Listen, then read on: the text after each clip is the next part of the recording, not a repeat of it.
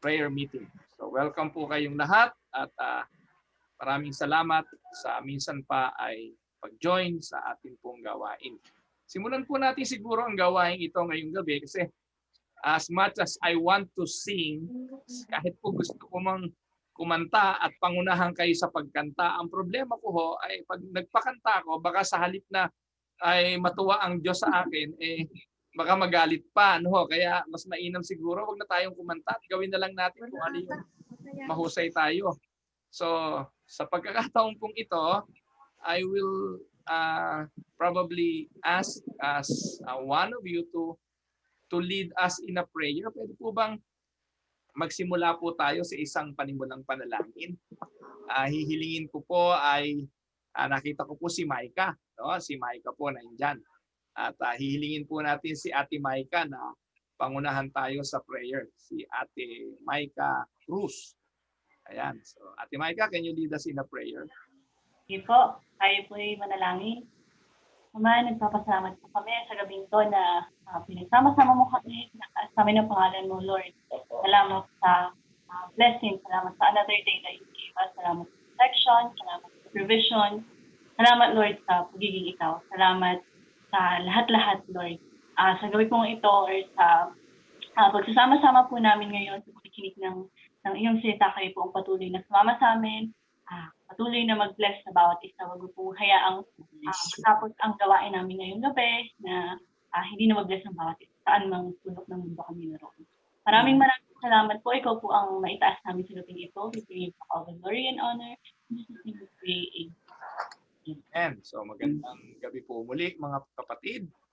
Sa pagkakataong ito, I would like to start our online prayer meeting by sharing. Ano po? So I would like to encourage you to share.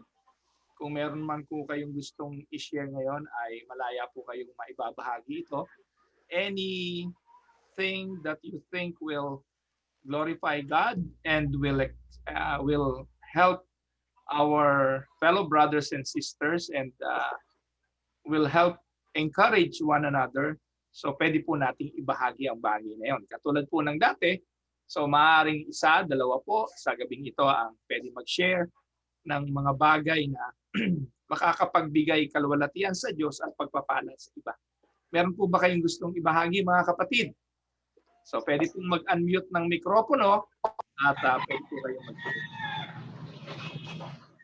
Hello po, Eden. Magandang araw po. Good morning po, Pastor. Late na po ako. Sorry po. So nasa share tayo ngayon. Kung meron po share. Wag na. Welcome po, Elder Kirby. Yan. Meron po ba na gusto mag-share?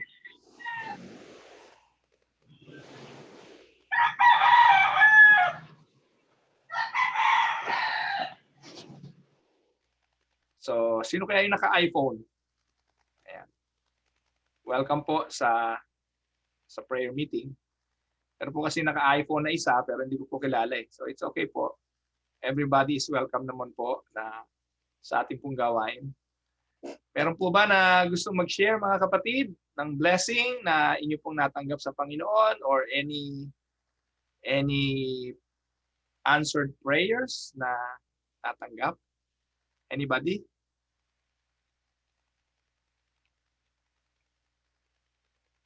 Wala. Oy, walang pinagpala. Mga kapatid ko, parang nakakaawa naman kayo. Wala kayong pagpapala. Meron po ba? Si Dondon. Nagpapasalamat lang po namin yung citizenship na i-rouse na po namin sa kanina umaga po.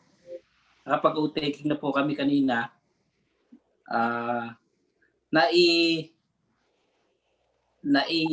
Nasabi na po namin sa naikwento na po namin sa mga small group sa yung pagpapatotoo yung pinagdaanan namin sa pag-apply dito sa Canada at nagpapasalamat po kami natapos na yung journey namin hanggang sa citizenship sa araw na ito. Yun lang po. So praise the Lord. Palakpakan natin ng Panginoon. citizen na, no? Mga taksil. Taktil. Taksil sa bayan. Hindi na yan mga Pilipino. Kaya pag uwi mo ng Pilipinas, ay kukuha ka na ng visa. Kakapasok na. Kailangan. So, I don't know paano online citizenship oath taking. Ganun din ba? Nanunumpa rin ba sa harapan ng Oo, nanunumpa din po. Ayun. So, yun. Kanina pong umaga yun. Kaya tuwan-tuwa ako. Nakita ko kanina nakapag-post na sila ng family picture na may mga flag na ng Canada.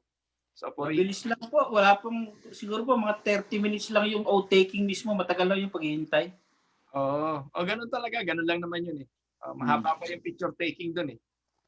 Naiwan lang po si Allen, ang saling pusa laang. Bakit? Hinihilingan mo siya ng fingerprint scan. Kailangan pa po ng fingerprints. Kailangan din nakapag-oath taking mo. Bakit may fingerprint si Allen?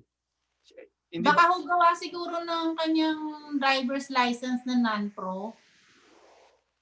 Really? Baka may pinalaman doon. Parang nagra-random po kasi sila ng kwan. Baka random lang.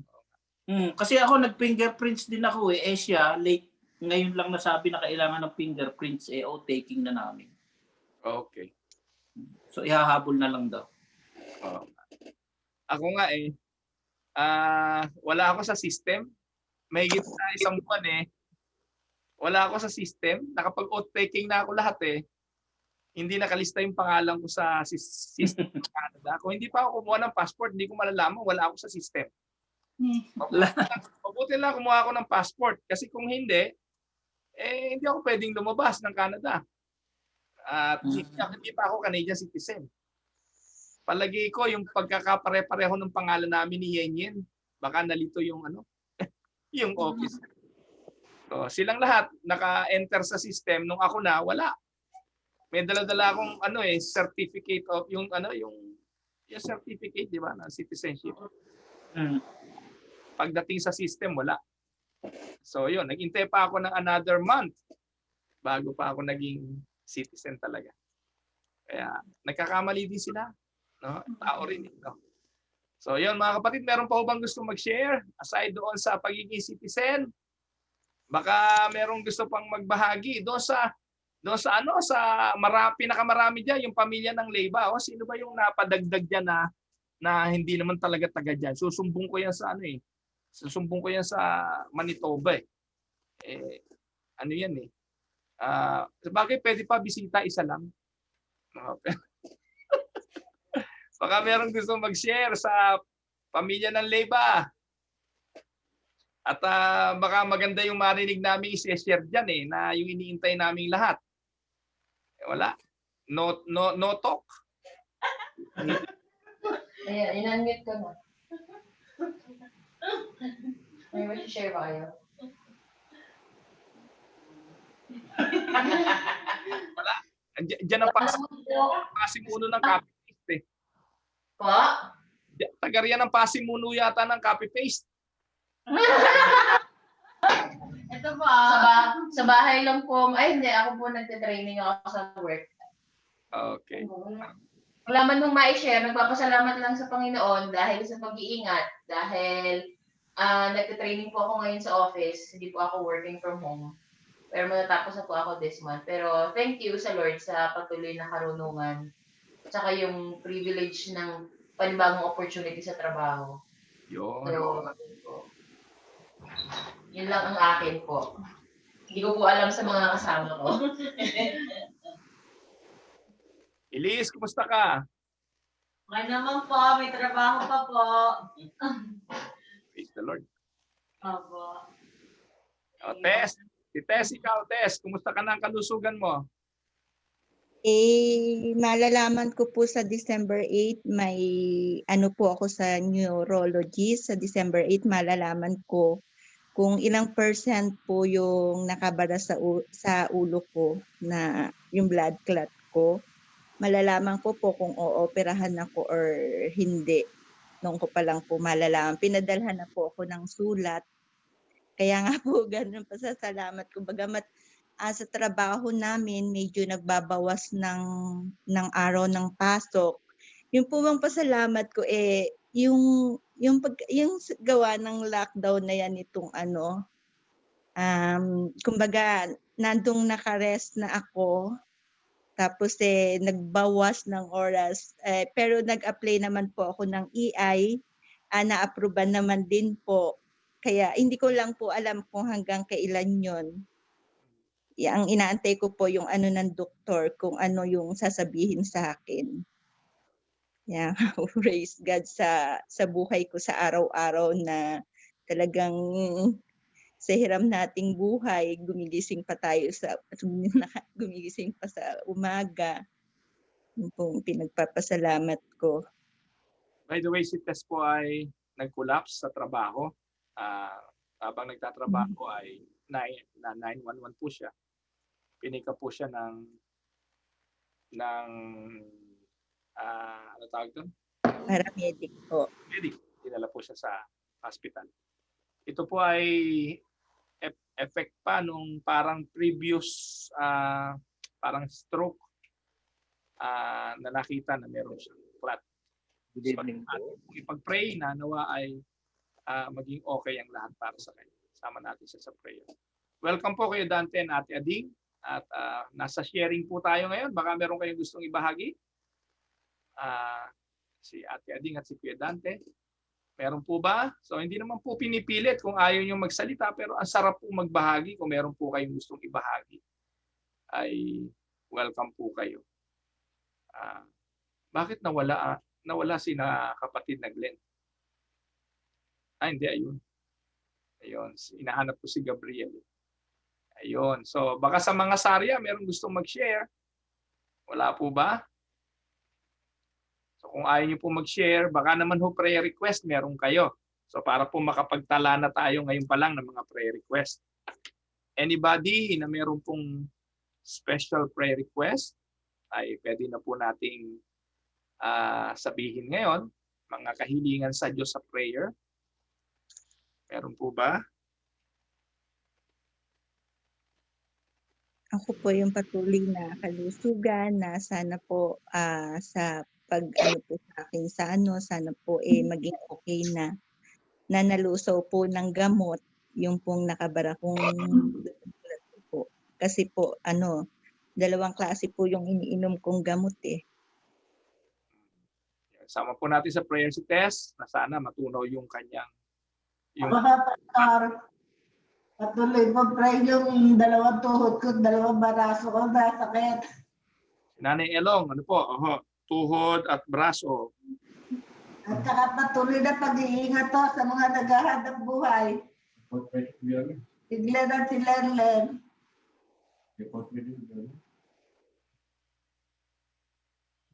Okay po, pray po natin. Meron po. Ako, Pastor. Sige po, Ate Mir. Thanksgiving sa amin bukas. Kaya maraming bagay kami dapat pagpasalamat na patuloy na ligtas sa COVID sa the whole family.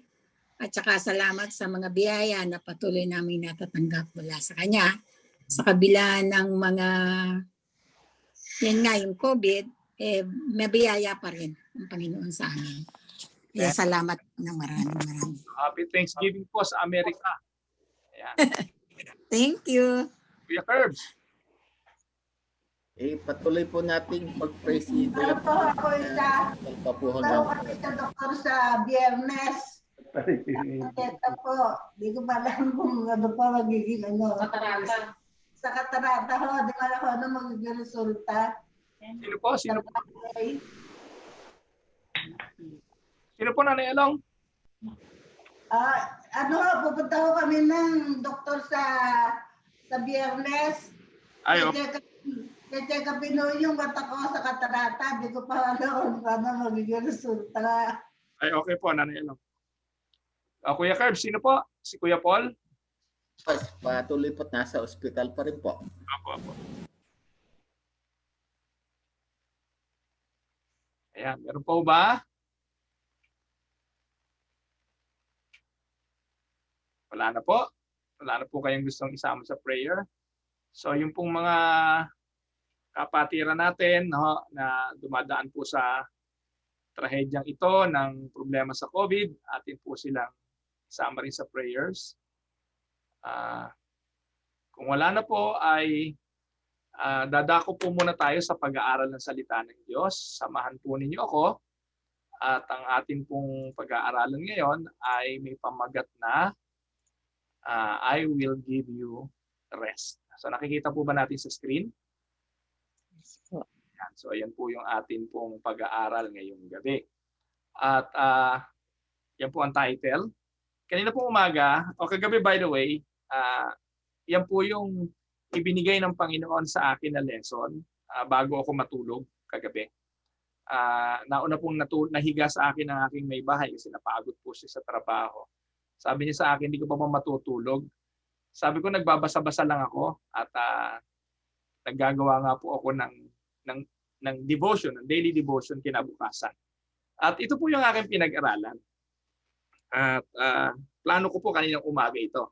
Pero kaninang umaga, dahil nagawa ko po yung PowerPoint dito kagabi, sabi ko, hindi na ako magpa-PowerPoint ngayong umaga sa Tinig ng Pag-asa. Reserve ko na itong PowerPoint na ito ngayong gabi. Kaya in-announce ko po ito kaninang umaga sa Tinig ng Pag-asa na ngayong gabi, ito po yung ating pong topic. Ang talata po na ating pagbubulayan ay yung pong sinabi ng Panginoon sa Matthew 11:28. Ano po ang sabi diyan? Come to me, all of you who labor and are heavy laden, and I will give you rest. Matthew 11:28. Sa ibang translation, ang ginamit ay weary and heavy laden, o burden. Come to me, all who are weary and heavy burdened, and I will give you rest.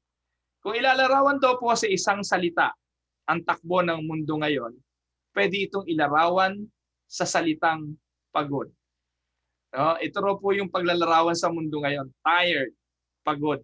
So many people nowadays need rest.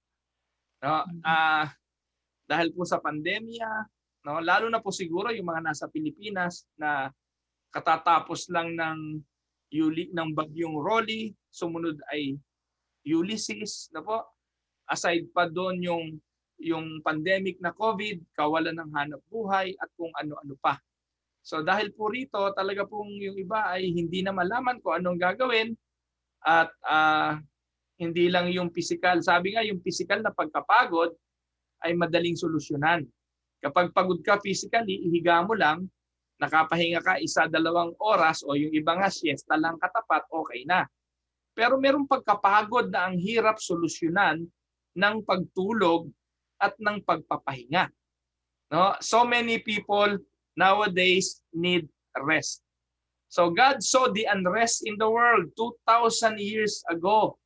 Sinolusyonan ng Diyos ang problemang ito ng pagkapagod sa espiritual sa pagbibigay ng kapahingahan sa pamamagitan ng kanyang bugtong na anak.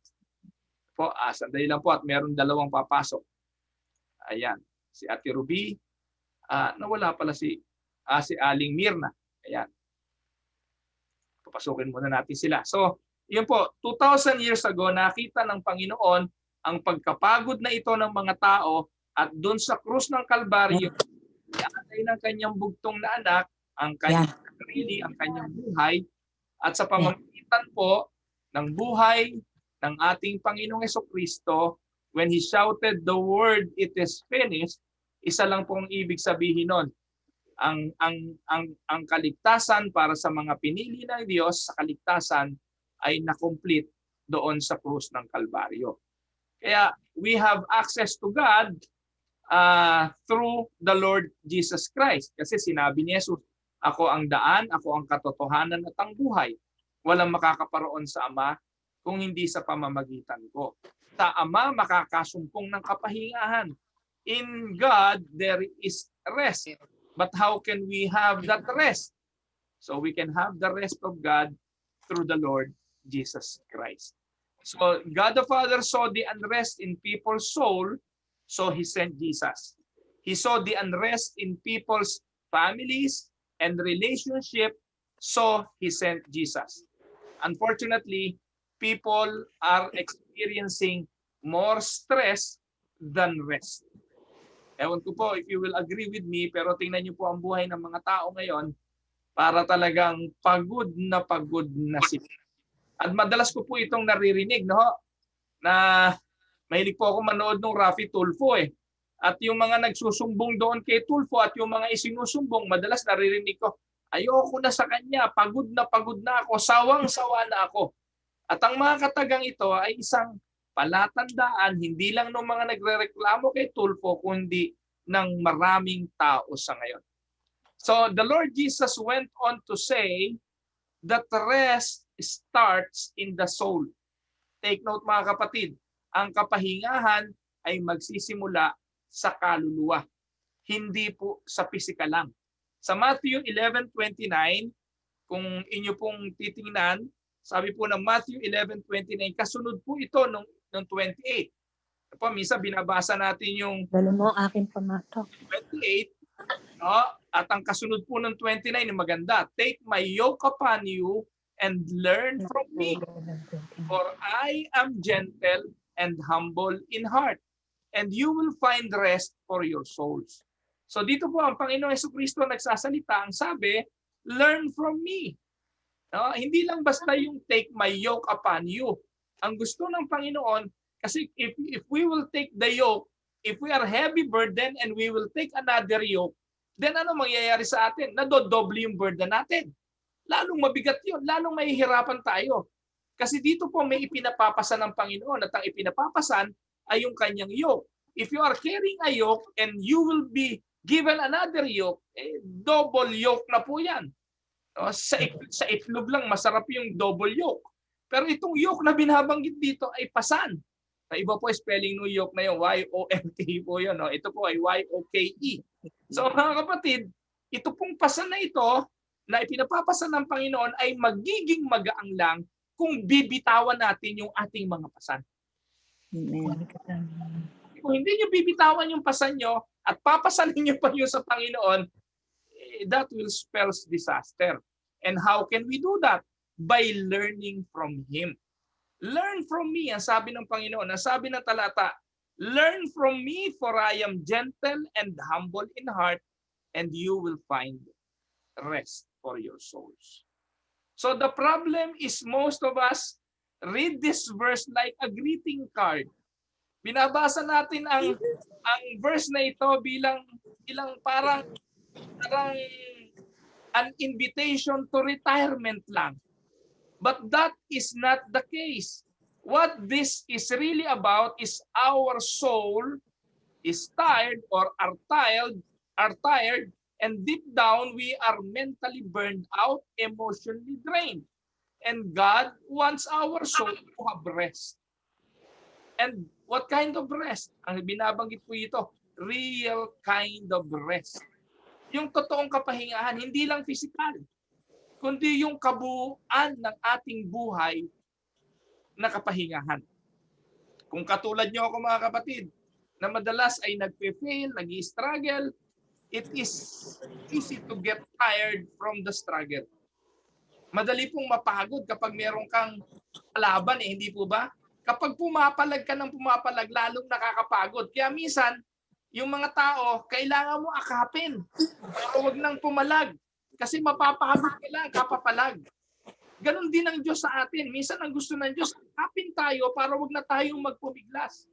Kasi the more na nagpupumiglas tayo, the more na pumapalag tayo, mapapagod lang tayo.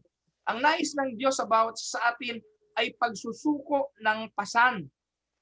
Yung pagbibigay ng ating mga yoke sa Kanya para gumaang, para tayo wag mahirapan. At minsan kailangan talaga tayong i-restrain. Kailangan tayong talian, akapin, para wag na tayong magpapalag. Tandaan po ninyo mga kapatid, work is not what makes us tired. Your job is not what makes you tired. It is not working that makes us tired. Obserbahan nyo ito. One person can go to work every day and be invigorated. Now, meron tao po papasok sa trabaho, pagdating sa trabaho, pag-uwi, masaya. Fulfilled. Pag-uwi, meron siyang sense of accomplishment. Ganito ang misis ko eh.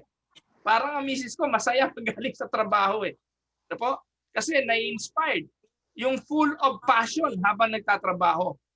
But at the same time, meron din namang mga tao pumapasok sa trabaho on the same job, on the same day, and feel utterly fatigued and burned out. Kumusta tayo? Alin tayo sa dalawang tao? Alin tayo doon? Yung pagod na pagod?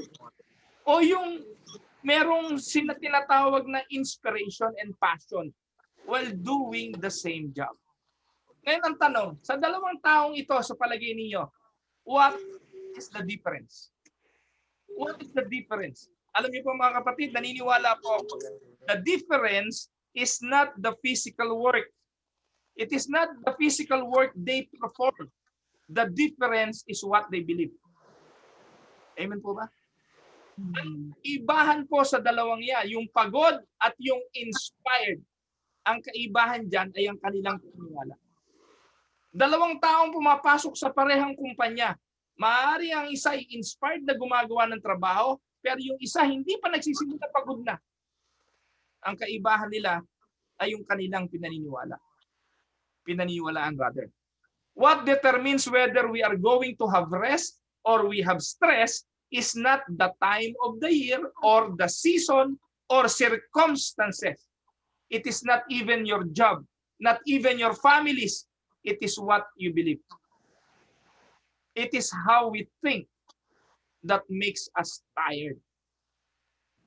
Kaya minsan, kung meron pong isa talaga nakapagpapapagod sa tao, yung kanyang isipin. May mga tao, mga kapatid, hindi pa nakakamatay ang sakit, pero para sa kanya, malapit na siyang mamatay. Sipon pa lang, patungo na sa pagkamatay dahil sa kanyang isipan. Kaya mahalaga po mga kapatid kung ano yung laman ng ating mga isipan. Sabi nga po, yung spiritual battle, yung spiritual warfare is not the battle to defeat the enemy.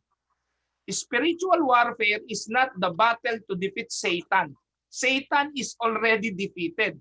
Spiritual warfare is resisting the thoughts that try to tell us we have still to work and to fight in order to defeat the enemy.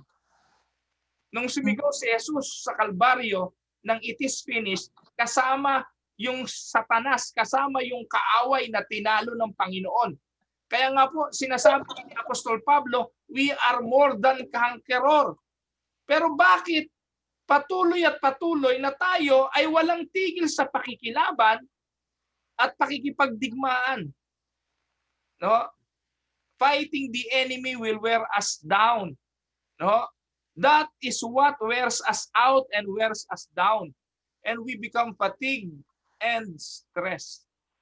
When we believe in the finished work of the cross, doon po tayo makakasumpong ng kapahingahan.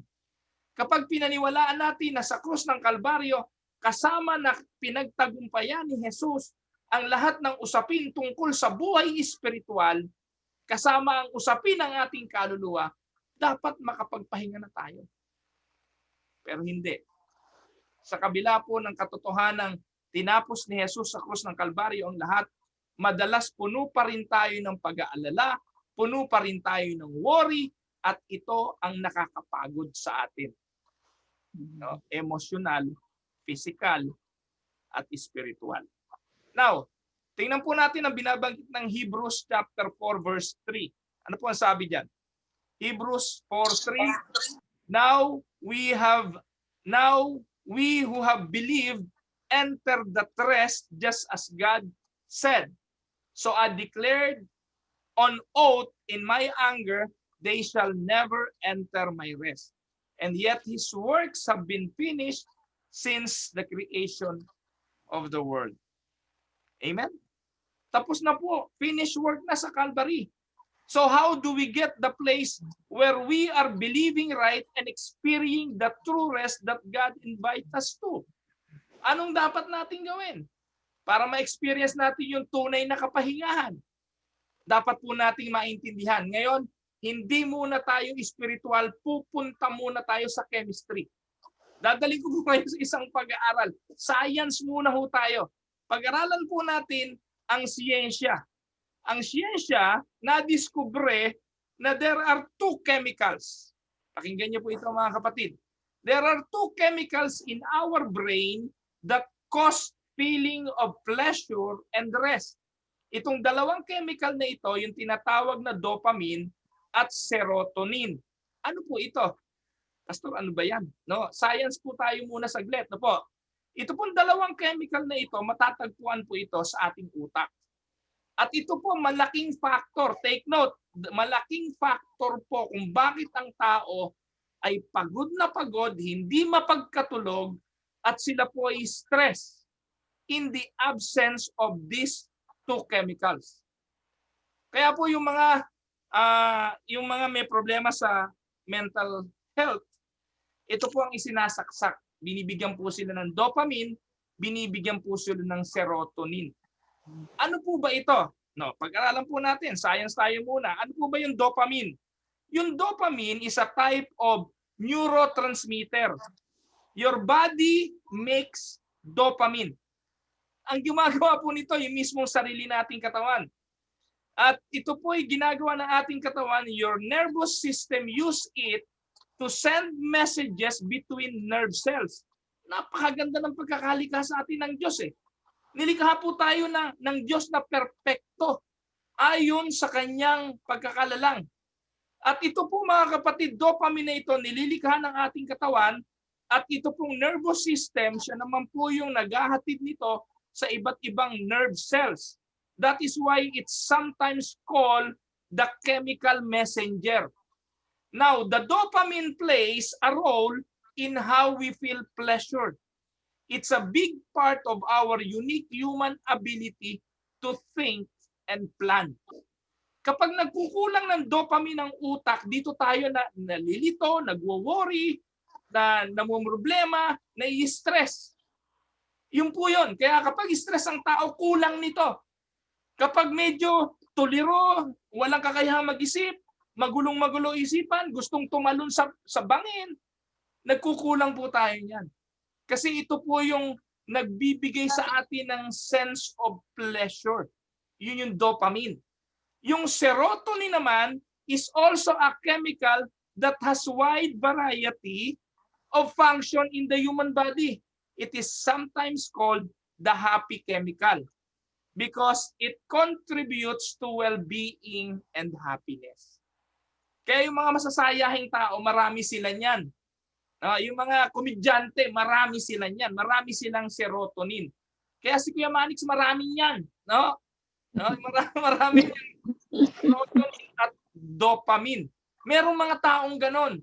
Hindi agad dalawin ng stress, hindi tamaan ng stress because their body are creating dopamine and serotonin. Now, aralin po natin, bakit nawawala itong mga to? Bakit minsan nagfe-fail ang ating mga body na gumawa ng ganitong mga chemical? Alam niyo po mga kapatid, pupunta naman tayo sa biblical at aalamin natin ano ba ang source nito. Saan galing ito? Ano po? Kaya kung pakikinggan niyo po ngayon, you will find the rest that you are asking in your body. Ano po? So ano po ang real source ng dopamine at serotonin? Ayan po ang sagot. The real source or the original source of this chemical is not the drugs that most people use in today's world. No? Kasi po ngayon, meron nakakagawa ng chemical na ito eh. Synthetic serotonin, synthetic dopamine. May sinasaksak nga po sa mga tao. Pero kung aalamin po natin ang kasaysayan sa Biblia, saan to galing? This chemical is not the drugs that most people use in today's world to release them at an enhanced level. The real source of dopamine and serotonin is the presence of God. Amen po ba? Yan po ang pinanggagalingan yan. Ngayon, Pastor, ano basihan mo niyan? Mga kapatid, it all started in the Garden of Eden. Nang nilikha ng Diyos ang tao, doon sa Hardin ng Eden, gumagawa ang katawan natin ng bagay na yan, natural na natural. Ang Diyos ang source ng dopamine, ang Diyos ang source ng serotonin, maganda ang relasyon ng tao sa Diyos, maganda ang relasyon ng tao sa mga hayop, maganda ang relasyon ng tao sa mga halaman, maganda ang relasyon ng tao sa kanyang kasama sa buhay ng binigyan ng kasama si Adan, maganda ang relationship ng dalawa. Kailan pumasok yung opportunity para yung serotonin at yung dopamine ay magkulang sa buhay ng tao? No? In the Garden of Eden, when Adam and Eve sinned, they stopped believing what God said. They became separated from God. And as soon as they became separated from God, they became separated from the chemistry that creates joy, creates peace, and rest that they were created to live in. Kaya tandaan niyo po mga kapatid, ito po'y realidad. Ang taong malayo sa Diyos, ang taong walang Diyos, ang taong hindi nakikipag-ugnayan sa Diyos, laging pagod. Amen? Spiritually, physically, emotionally, mentally. Kumusta kapatid? Pagod? Maybe we are seeking peace, joy, and rest in the wrong place. Just like oxygen. Oxygen is vital for our survival. We need oxygen. And so it is with the presence of God. We need the presence of God in order to release the right chemicals. We need the presence of God in order to have the right dopamine and the right serotonin. And that two chemicals makes us feel love, makes us feel happy, and make us peaceful. We need to get high. Pag sobra po niya, mga chemicals niya, synthetic chemical niya, lakas tama niyan eh. At ganun din naman, if we are close to God, we will be high with God. As cheesy as that sounds, what is what we were created for? We are created to be at peace and have fellowship with God. The key is the presence of God. Kumusta kapatid? Gaano tayo kalapit sa Diyos? Malapit pag may kailangan lang? Di ba napipikon din naman tayo sa mga anak natin, kaya lang lalapit kasi may hingin eh. Kaya lang lalapit kasi hihiram ng credit card. Kaya lang lalapit kasi may ipabibili. Hindi ba nakakapikon din yun? Kumusta tayo sa ating relasyon sa ating Ama sa langit? Kaya lang tayo lalapit kasi kailangan natin ng high, kailangan natin ng joy, kailangan natin ng rest. Psalm 16 verse 11, ano po ang sabi diyan? In your presence there is fullness of joy. At your right hand are pleasures forever. Ito po ang natutunan ng sumulat ng awit eh. Sa presensya mo, Panginoon, there is fullness of joy. Hindi po ba? Saan daw galing ang joy? Saan daw galing ang rest? Saan galing ang pleasure? Saan galing ang serotonin? At saan ang galing ang dopamine? Sa presensya ng Diyos. And once we realize that we are in His presence, without striving, without effort, without fear, without joy, ano po? Anong klaseng buhay yun?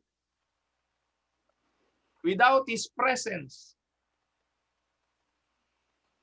wala rin po yung mga hinahanap nating kapahinga.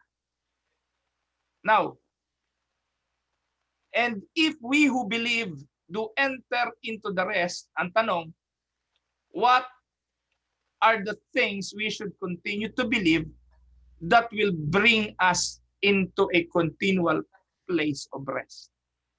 Sa gabing ito, talakayin lang po natin ito ng mabilis. Ano po ang pwede nating gawin para manatili tayo sa continual place of rest? Una, we need to believe it is finished.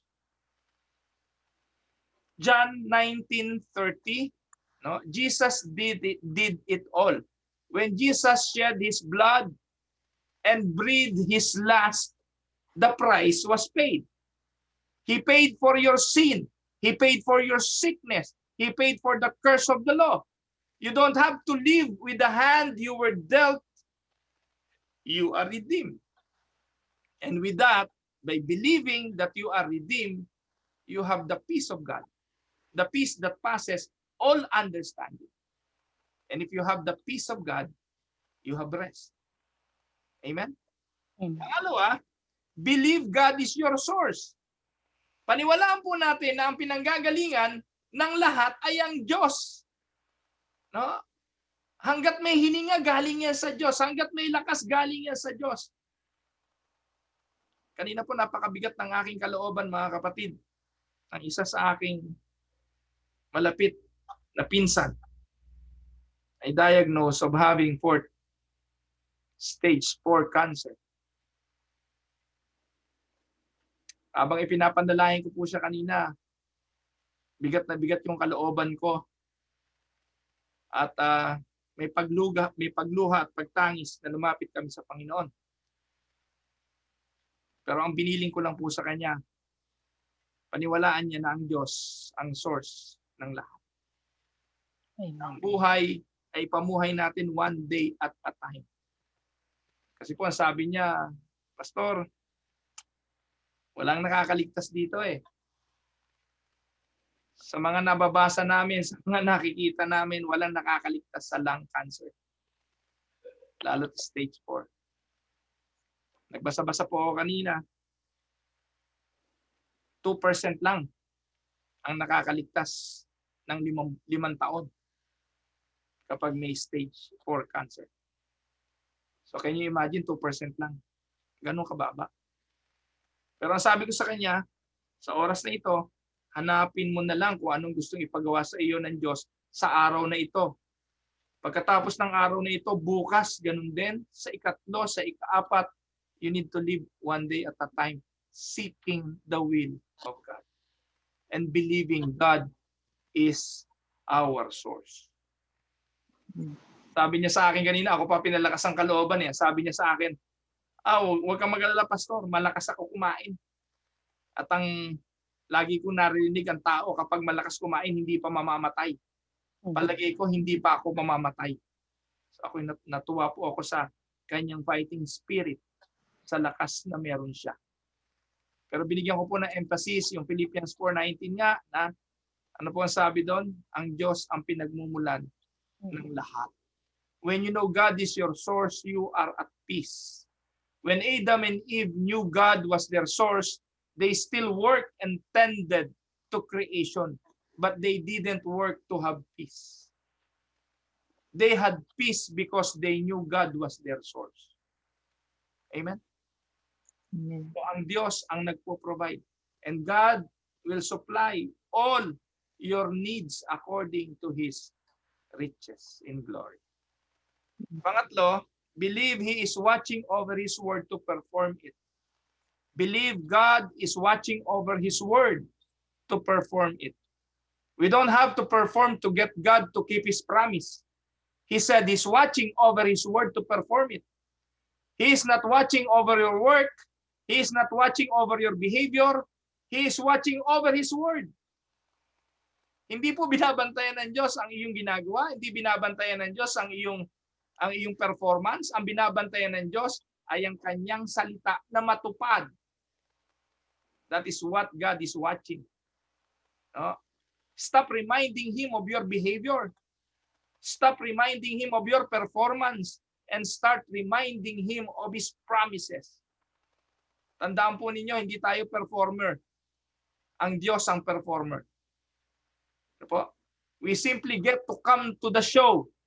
We get to stand and see the salvation of the Lord. Exodus 14:13. And we get to have front row seats and receive all God's great promises. Huwag niyo pong kakalimutan, when you believe, these three things, joy, peace will flow in your heart like a river.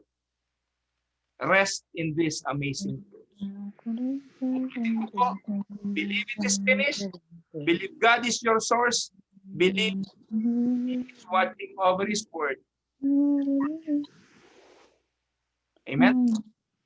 Amen. Purihin po ang Panginoon, and I hope sa pag-aaral na ito ay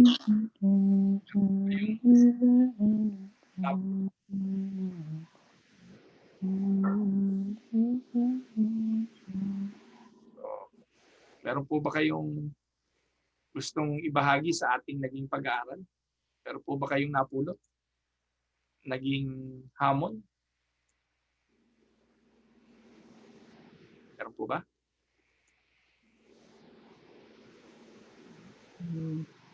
Wala.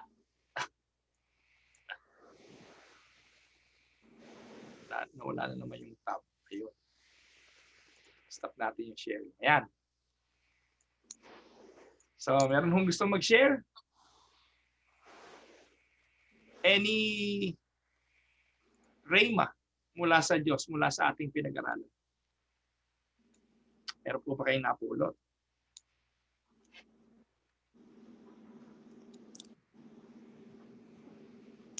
Ayun, si Kuya Dante magsasalita. Ay, hindi. Tama po, Pastor. Ang Diyos ang source ng ating joy at saka ng ating happiness. Maging ito man po ay spiritual or physical joy na naranasan natin sa ating buhay. Dahil sa Kanya lamang po tayo makakatagpo ng kapanatagan at fulfillment. Salamat sa Panginoon. Meron pa? Gustong magsalita?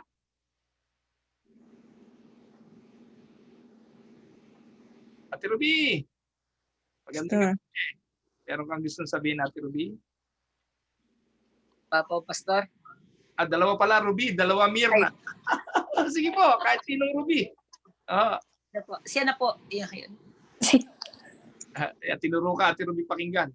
Tinuro ka ni Ate Ruby bilang. Ako naman po, Pastor, bilang ano po, tama po yung sabi niyo na kung ano po, nasaan po ako ngayon, yung kung nandoon ba ako sa napapagod. Minsan po, Pastor, nangyayari po sa akin yon, yung ako po ay parang pagod na pagod, pati po isip ko, pagod na pagod, nai-stress po ako. Talagang nangyayari po sa akin yon. Pero sa awa po ng Diyos, sa paglalabanan ko po yon at sa pamamagitan po ng pananalangin. So malaking bagay po yun, yung presensya ng Panginoon, yung fellowship ng kapatiran, yung pakikinig ng salita ng Diyos. Hindi niyo Tama po, Pastor. Parang biglang-bigla ka nakakargahan ng dopamine at serotonin, hindi po ba? Opo. Ito nun, hindi lang po natin nadidiscover, pero yun po yun. Yun po yung scientific explanation nun. When you are in the presence of God, there is peace, there is rest. Ayun. Lalo sa mga mananampalataya. Ngayong alam mo na to. So you now know the source of your power. Amen. The source of your faith. Pero po ba? Minsan po, ang ginagawa natin pupunta tayo saan? Sa masahihan. No? O yung iba, nagpupunta sa mall, naglilibang-libang, bibili dito, bibili doon. Yun ang kanilang pantanggal ng kanilang stress. Minsan, hindi yun ang source. Panandalian lang yun. Yung iba, nagpupunta sa casino, dut-dut dito, dut-dut doon. Yung iba nagpupunta sa bar, inom dito, ibang chemical ang napapalagay. So hindi po yun nakapagbibigay ng rest. No, pag gising mo kinabukasan, masakit pa ulo mo doon Nandun pa rin yung kabigatan, nadadagdagan pa. But if you will go to God, and God will go with you, you will have rest. Amen. Pa? Ako naman ho, like having a newborn, so alam naman natin ho na pag may newborn ka, lagi kang puyat. But ever since na I tried to go back and start my everyday morning na hawak ang Bible and have a quiet time with the Lord, it gives me that strength na to start the day, a brand new day na to have the strength that I need to take care of the kids. So, yun lang ho. Amen. Hi, Riley. Say hi. Yun po ang katotohanan, mga kapatid. Hindi man natin nalalaman, no? Without us knowing it, yung kalakasang ibinibigay spiritual, nakaka-apekto sa physical. Tandaan niyo po yan, yung kalakasang spiritual, it will affect the body. Bakit po yung mga nakabilanggo, katulad ni na Pablo at ni na Silas, in spite of them being in jail, nakatali yung mga paa, nasa bilangguan. Pero kaya sila nabilanggo, kaya sila nalagay sa bilangguan because of their obedience to the Lord. Because they are in a mission and they are fulfilling the work of God. Pero sa kabila nun, mga kapatid, nabilanggo sila. Pero anong difference? Marami rin naman nakakulong nun sa Filipos eh. Pero doon sa Filipos, si Pablo at si Silas nagawang kumanta, nagawang nagawang magpuri sa loob ng bilangguan. Anong difference? The circumstances? No. What they believe. That spells the difference. What they believe. At yung dopamine na yon, nagawa silang umawit, nagawa silang magpuri. Na nanggaling yon dahil sa presensya ng Panginoon. Amen. So, praise the Lord. Kaya kung pagod ka ngayon, hindi lang tulog ang gamot dyan, mga kapatid. Kung matutulog ka at gulo din ang isip mo, pag-gising mo, pagod ka pa rin. Rest in God. Talk to Him. Listen to His words. Yun ang source ng power. Amen? Amen. Si Ezra, ang ganda ng testimony niya. Sino nga ba naman na madali bang mag-alaga ng 2 bata? No, it's not. Pero salamat sa Diyos. So gawin po natin yon. Simulan natin ang araw. Alam niyo mga kapatid, hindi po ako nagyayabang. Hindi ko po nagagawa ang lahat ng ito dahil magaling si Pastor Cam. Hindi ko po nagagawa mag-sermon sa umaga tapos sermon pa sa gabi. Sermon uli kinabukasan, sermon araw-araw. Tapos may mamimit ka pa ng mga tao na kailangan pa rin sermonan. Hindi naman sermon actually. Bigyan ng mensahe. Ite-text mo, i-encourage mo, tatawagan mo at bibigyan mo ng spiritual support. Hindi ko po ito nagagawa dahil malakas ako. Hindi ko po ito nagagawa dahil magaling ako. Nagagawa ko po mga bagay na ito dahil mahusay ang Diyos. Kailangan lang nating tama ang source na pinanggagalingan. Amen. Amen. Connected ka ba sa nawasa o nag-aantay ka lang ng patak ng ulan? So, ganun po yun. Lamang yung konektado sa nawasa kesa sa nag-aabang lang ng patak ng ulan. Walang iniwan niya nung araw na nagsasaka mga tatay ko sa Imus eh. Nung araw, ang kanila daw po bukid ay sahod ulan. Alam niyo po ba yung sahod ulan? Yun po yung mga bukid na nag-aabang lang ng bagsak ng ulan. Pag hindi umulan, patay ang palay. Pero alam niyo po, ang tatay ko po hanggang sa huling sandali, nagsasaka doon po sa baluktot. Kaya po nung magtanim ng 3 crops sa isang taon. Dahil meron po yung full source of water. Meron purong irrigation. Kaya kayang magtanim ng 3 beses sa isang taon. Dahil nasa source ng tubig. Ganon din naman tayo. Nasaan ang ating source? Ang pagkapagod, mararamdaman nang hindi konektado sa source ng rest. Sabi ng Panginoon, "Come to me, all of you who are heavily laden. And heavily laden." And God said, I will give you rest. So that is the source of that is the source. Amen. Amen. So praise the Lord. I hope meron tayong natutunan. May masakit ba sa iyo, kapatid? Meron bang problema sa iyo? May mahina ba sa iyo? Then I cannot promise you healing right now. But I can promise you strength and ano tawag doon? Grace to overcome. Dalawa po yung biyaya ng Diyos when it comes to physical health. Napag-aralan naman natin yan sa isang sermon na binigay ko sa inyo. Una, yung sustaining grace. At yung una pala, yung healing grace. Pangalawa, yung sustaining grace. Pag hindi ka binigyan ng healing grace, sabihin, hindi niya kaloobang gumaling ka, but God will give you the grace to sustain you while fighting the illness or the sickness that you have. Diyos pa rin manggagaling. So, yan. Wala na. Kung wala na ay mananalangin po tayo. Meron po akong mga naitala na kaninang mga prayer request. Baka po meron pa yung mga nahuli po dumating. Baka po meron kayong gusto pang isama sa prayers. Ay Ako, Pastor. Si Ruby. Physical health po. Tsaka protection over the family. Spiritual growth.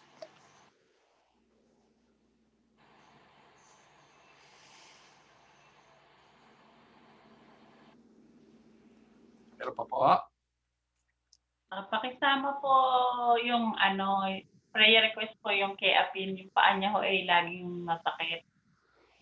Na hindi niya raw minsan maitapak, hindi niya maintindihan kung ano yung stress.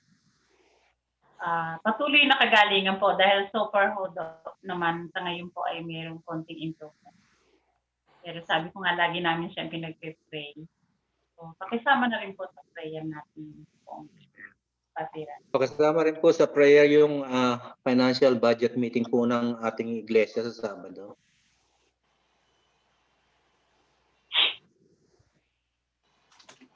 Hello po. Opo, Vidante. Thank you. So, meron pa ho. Pag-iingat po, Pastor, kay Albert sa araw-araw na kanyang pagbibiyahe.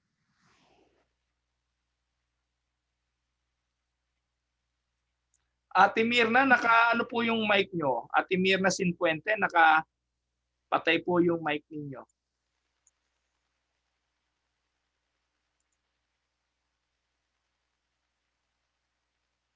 Sa ilalim po, pakipindot nyo po yung unmute. Hindi ko po, ayan. Okay na po, Ate Mirna. Pakisama sa panalangin mo si Brother Nestor kasi yung kanyang bed sore sa puwet, parang nakakalunan ng laman. Ngayon tumawag ang home care sa doktor na bigyan na raw ng antibiotic for 10 days. Hindi na ako siya makatagal ng kahit na 5 minutes na nakaupo. Lagi na lang siya nakahiga. Sama po natin si Kuya Nestor Sinpuente.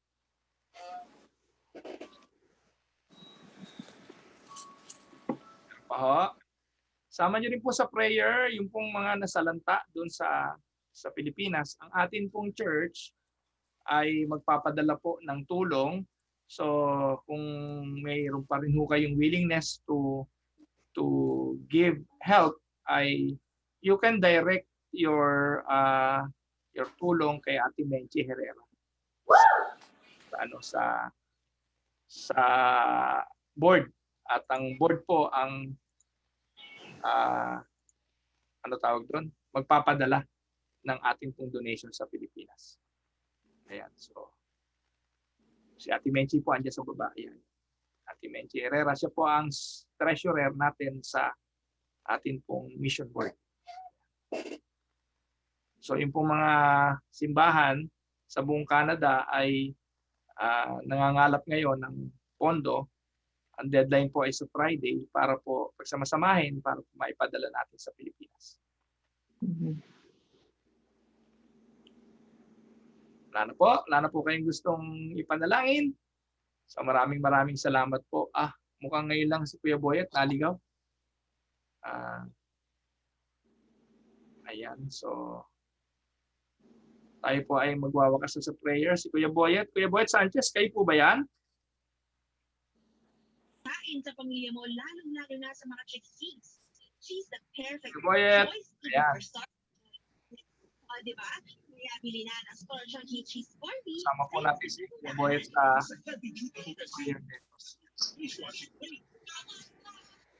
So, meron po kayong panalangin? Wala na po?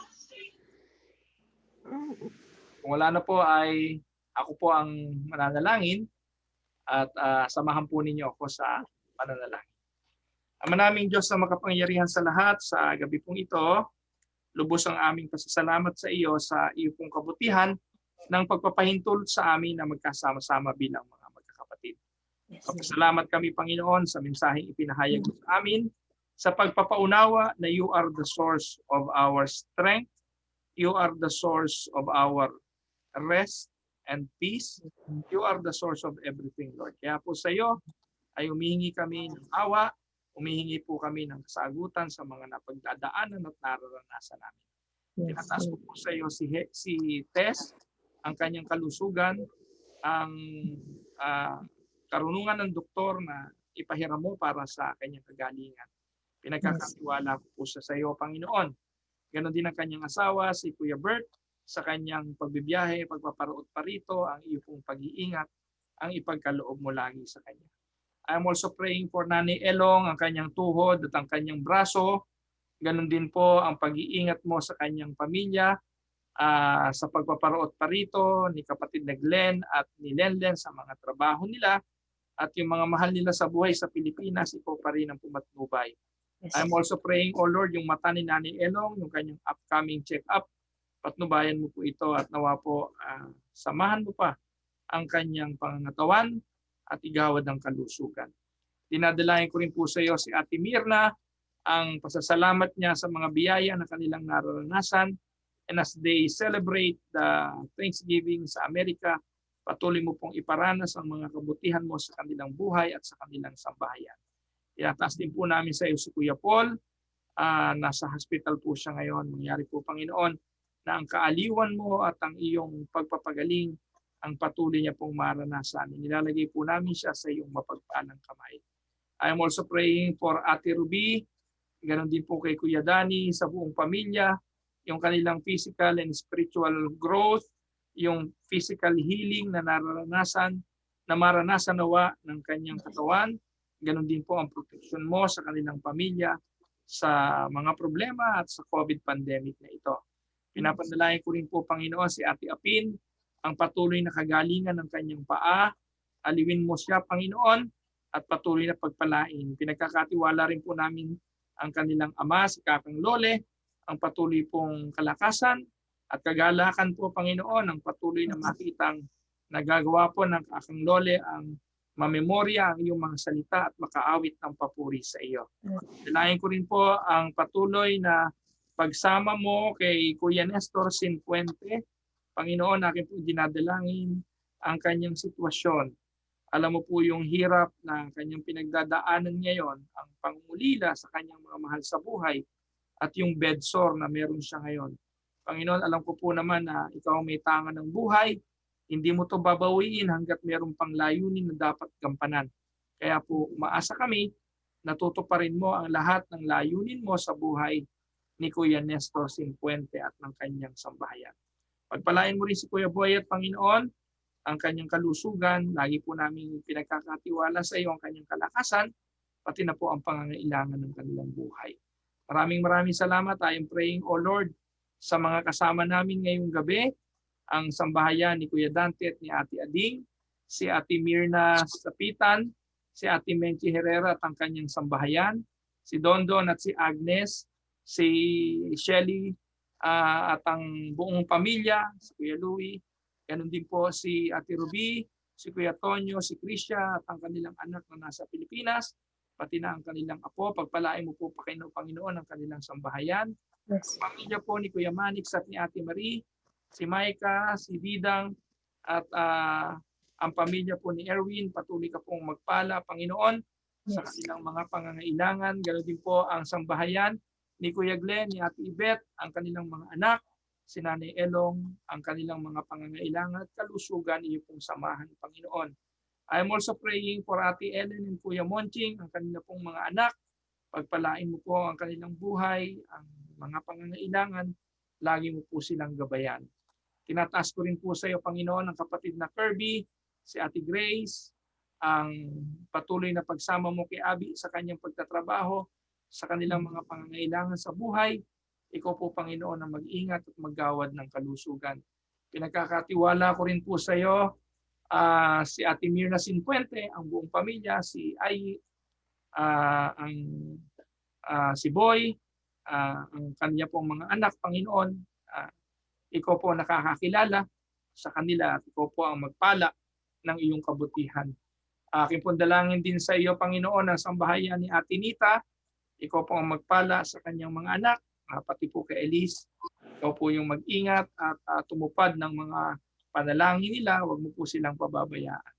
I'm also praying, O Lord, for Ezra and Neil, ang kanilang mga anak, yung kanilang spiritual growth at ang mga katugunan mo sa kanilang pangangailangan. Maraming pong salamat, Ama.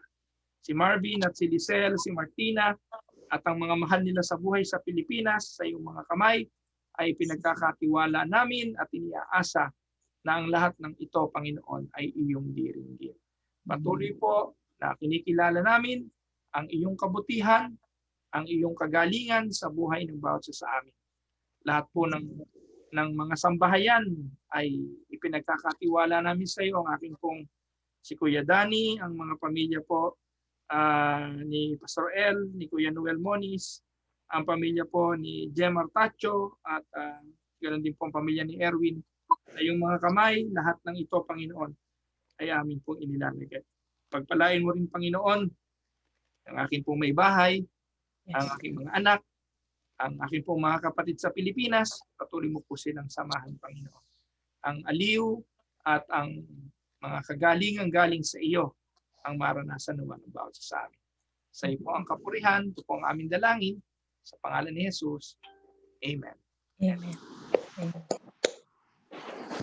Maraming pong salamat, mga kapatid. Hindi ko po nakakilala Salamat po. sino si iPhone, pero okay lang po. Welcome naman po kayo dito sa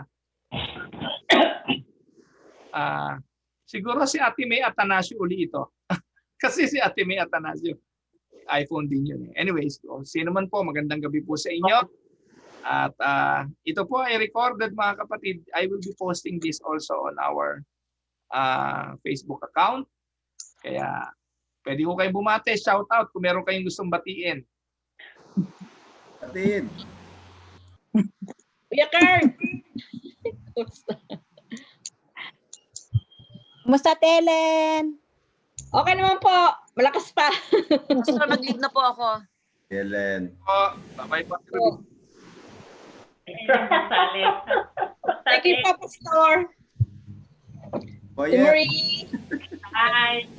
Hi, Kirby. Hi, Tessie.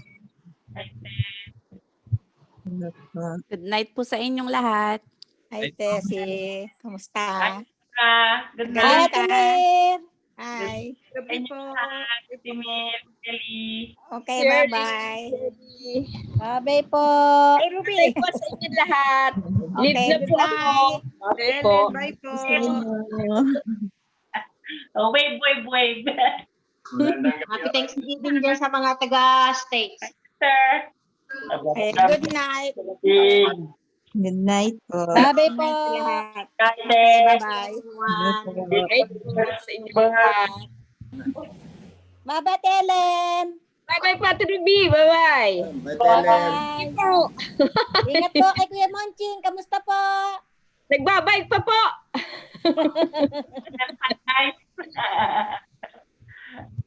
Ingat kayo dyan, Ellen. Okay, thank you po. Bye-bye po sa inyo. Bye-bye po. Bye-bye. Bye-bye po sa inyo lahat. Okay. Isa-isang nag-aalisan. Bye-bye po. Thank you po, Pastor. Salamat po. Pastor. Good night po, Pastor. Good night sa inyo lahat. God bless po. Thank you.